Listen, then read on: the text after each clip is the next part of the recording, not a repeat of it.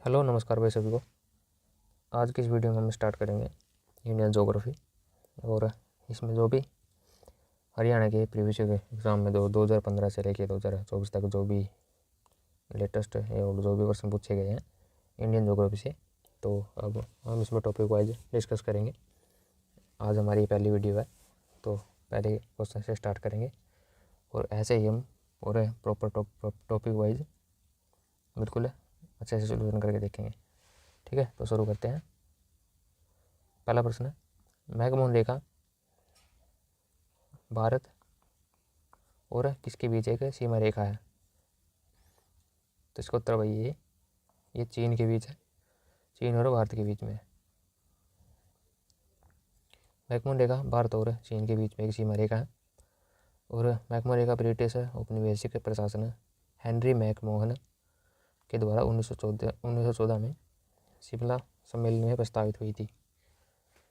इसके बाद नेक्स्ट है, मणिपुर की राजधानी शहर कौन सा ये बताना है। तो इसका उत्तर भाई बी इम्फाल। तो पूर्वोत्तर भारत राज्य है, मणिपुर राज्य की राजधानी इम्फाल है और इम्फाल मणिपुर का सबसे बड़ा शहर है और इम्फाल एक घाटी में स्थित है। ये चारों ओर से पहाड़ियों से घिरी हुई है और यह स्थान अपने प्राकृतिक सौंदर्य के लिए प्रसिद्ध है।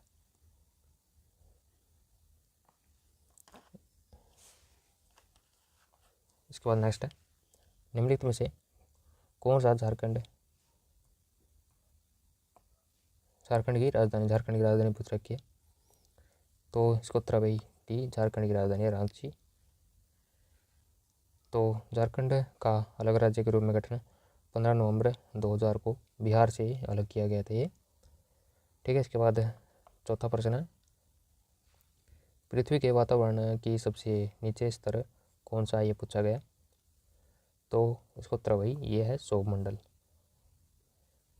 पृथ्वी के वातावरण का सबसे निचला स्तर सौरमंडल है और यह परत वायुमंडल की सबसे महत्वपूर्ण परत है और इसकी औसत ऊंचाई 13 किलोमीटर है और मौसम की लगभग सभी घटनाएं जैसे वर्षा, कोहरा और जो भी ओलावृष्टि है इसी परत के अंदर होती है। इसके बाद ये रिपीट हुआ प्रश्न, मैकमोहन रेखा, तो ये भारत और चीन के बीच में है।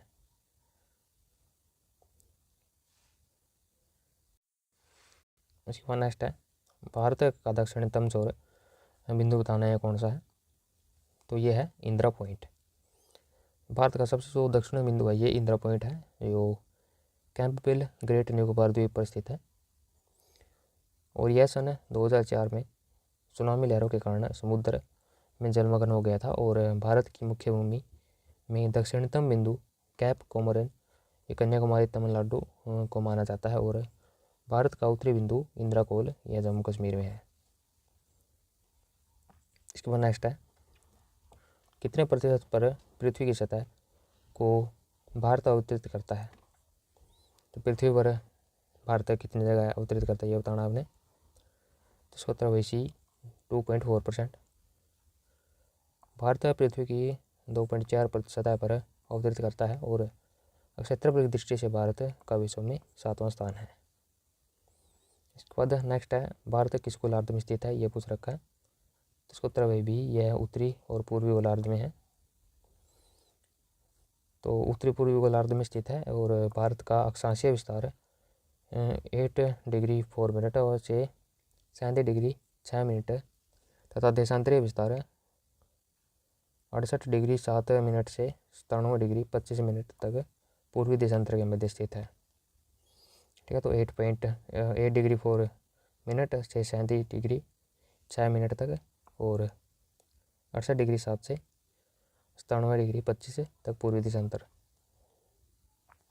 इसके बाद नेक्स्ट है, भारत और श्रीलंका किसके द्वारा अलग होते हैं ये बताएं। ठीक है, तो इसका उत्तर वैसी मन्नार की खाड़ी और पाक स्ट्रेट के द्वारा दोनों को अलग किया जाता है। तो ये जैसे इंडिया है और ये श्रीलंका, तो इसमें जो है ये पाक स्ट्रेट है। एक बाद भारत श्रीलंका मन्नार की खाड़ी पाक खाड़ी के द्वारा अलग होते हैं और मन्नार की खाड़ी भारत और तमिलनाडु के रामेश्वरम द्वीप तथा श्रीलंका के मन्नार द्वीप के बीच स्थित है, जबकि पाक की खाड़ी बंगाल की खाड़ी और भारत के दक्षिण पूर्वी तट, तमिलनाडु और श्रीलंका के दक्षिणी तट, दक्षिणी पश्चिमी तट के मध्य है और जो मन्नार की खाड़ी से भी जुड़ती है।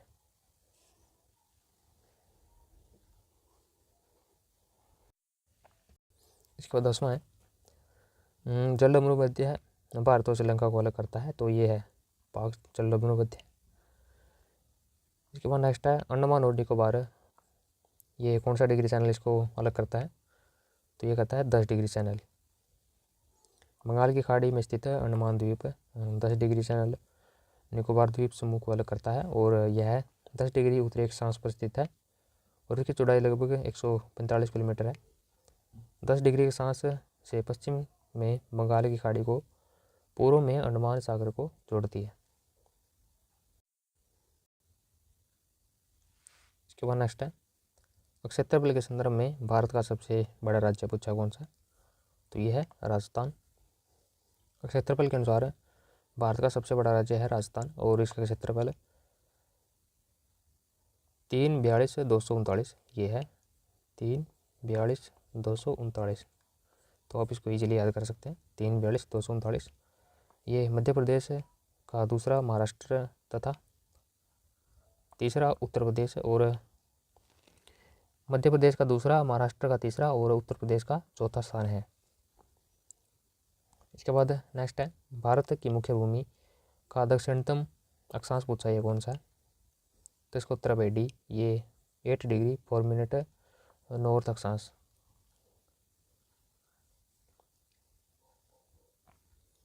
भारत की मुख्य भूमि दक्षिणतम अक्षांश 8 डिग्री 4 मिनट उत्तरी अक्षांश है और भारत का अक्षांशीय विस्तार है 8 डिग्री 4 उत्तरी अक्षांश से 37 डिग्री 6 मिनट उत्तरी अक्षांश तक ये विस्तृत है।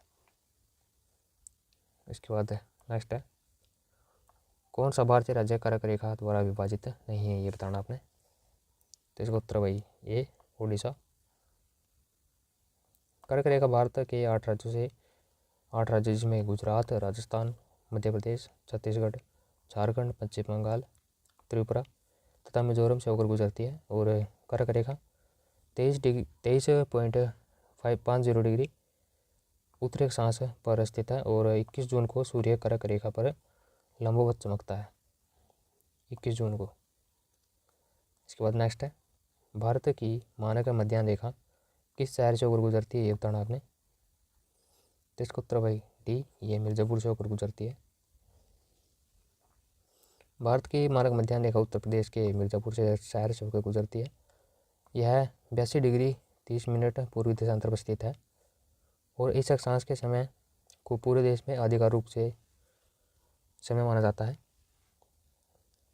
भारत का मानक समय ग्रीनविच के मानक समय से लगभग नहीं समय से 5.5 घंटे आगे है।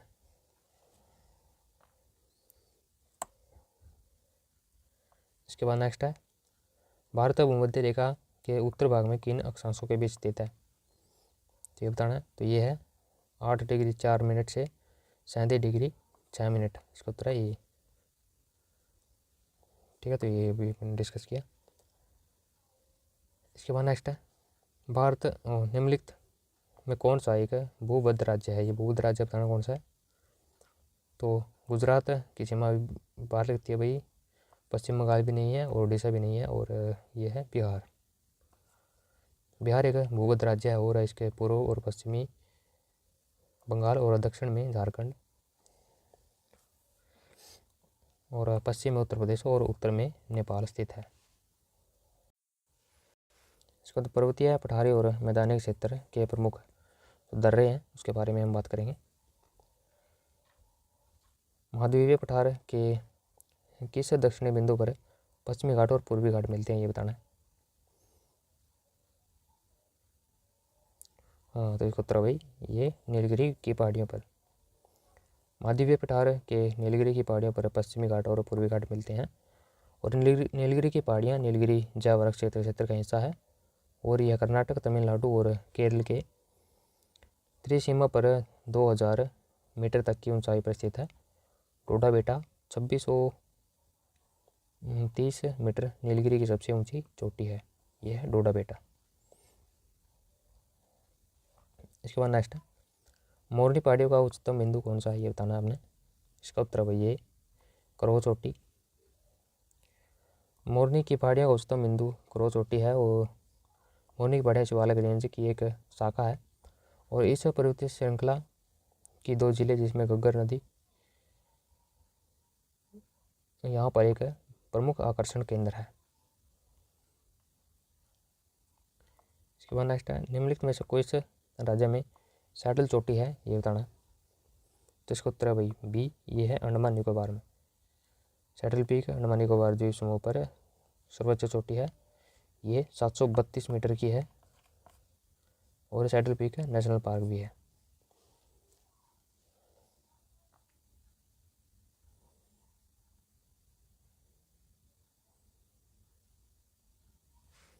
नेक्स्ट है, भारतीय क्षेत्र में हिमालय की सबसे ऊंची चोटी कौन सी है, ये बताना है। तो इसका उत्तर है बी, ये है कंचनजंगा। तो हिमालय की सबसे ऊंची चोटी है ये कंचनजंगा और यह सिक्किम में पड़ती है, जबकि केटू भारतीय क्षेत्र में स्थित है हिमालय की सबसे ऊंची चोटी है और यह चोटी पाक अधिकृत जैसे कश्मीर में है ये, ठीक है। वैसे तो इंडिया की तो केटू है और इसमें जो ऑप्शन के हिसाब से कंचनजंगा है। शिवालिक की पहाड़ियाँ बहुत सी नदियों का स्रोत है, एक ऐसी नदी है वो बताना कौन सी है। तो इसका उत्तर है सी, यह है टांगरी नदी। शिवालिक की पहाड़ियाँ टांगरी नदी पहाड़ी से टांगरी नदी निकलती है और टांगरी नदी हरियाणा में घग्गर की सहायक नदी है और शिवालिक पहाड़ियों बाहरी हिमालय की एक पर्वत श्रृंखला है और यह एक महान हिमालय के समांतर दक्षिण में स्थित है। नेक्स्ट है, शिवालिक पहाड़ी ये किस जिले में है बताना है, ठीक है। तो ये है अम्बाड़ा जिले में। तो शिवालिक की पहाड़ियाँ बाहरी हिमालय में एक श्रृंखला है और यह हरियाणा के अम्बाड़ा, पंचकुला और यमुनानगर जिलों में स्थित है और ये सिंधु नदी ब्रह्मपुत्र नदी तक फैली है। इसके बाद नेक्स्ट है, निम्नलिखित हिमालय पर्वतीय पहाड़ियों में से कौन सी हिमालय के म्यांमार भाग से संलग्न नहीं है, ये बताना है। तो इसको उत्तर भाई सी, ये है नागा पहाड़ियाँ। पटकाई पहाड़ियाँ भारत के उत्तर पूर्वी सीमा पर बर्मा से लगी पहाड़ियाँ हैं और पटकाई पहाड़ियों में पटकाई, बम, गारो, खासी, जंतिया और लुसाई पहाड़ियाँ शामिल हैं और ये पहाड़ियाँ भारतीय राज्य असम, मणिपुर, मेघालय, मिजोरम और नागालैंड तथा बर्मा की सीमा पर स्थित है। इसके बाद नेक्स्ट है, शिवालिक की पहाड़ियाँ हरियाणा में कहाँ स्थित है, ये बताना है। तो ये है उत्तर पूर्वी साइड में। तो हरियाणा राज्य में उत्तर पूर्वी भाग में पंचकुला, यमुनानगर और अम्बाड़ा के उत्तरी पूर्वी और इन पहाड़ियों का विस्तार है। शिवालिक पहाड़ियों की ऊंचाई 900 मीटर से लेकर 1200 मीटर तक है। पंचकुला जिले में स्थित मोरनी की पहाड़ियाँ हरियाणा की सबसे ऊंची पहाड़ी है और जिसकी सर्वोच्च चोटी करोह चोटी है और करोह चोटी की समतल से ऊंचाई 1467 मीटर है, 1467 मीटर, ठीक है। तो आज की वीडियो में हमने भाई ज्योग्राफी के जो इंडियन ज्योग्राफी के प्रश्न किए, इसमें हरियाणा के भी काउंट हो गए, जैसे हरियाणा जी के हिसाब से आते हैं तो वो भी हम इसमें ही करेंगे लगभग, और हरियाणा जी के हम अलग से भी करेंगे। तो आज की वीडियो में इतने ही भाई, तो मिलते हैं नेक्स्ट वीडियो में, तब तक के लिए जय हिंद।